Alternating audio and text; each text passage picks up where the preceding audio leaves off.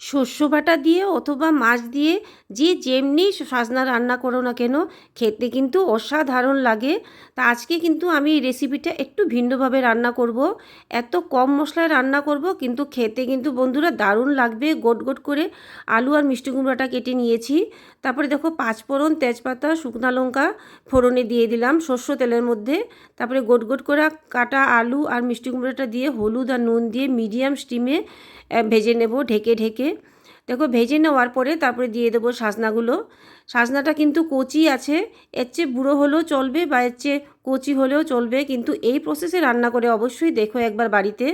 অল্প জিরের গুঁড়া আর অল্প আদা বাটা দিয়ে দিলাম, আর টমেটো আর কাঁচা লঙ্কাও দিয়ে দিলাম। দিয়ে খুব ভালো করে মিশিয়ে এখানে 1 কাপের মতন জল দিয়ে 5 মিনিটের মতন ঢেকে রাখবো। মিডিয়াম স্টিমে গোটা রান্নাটাই করলাম। তারপরে দিয়ে দেবো ধনেপাতা দিয়ে কিছুক্ষণ ঢেকে নামিয়ে ফেলবো। দারুণ লাগে খেতে।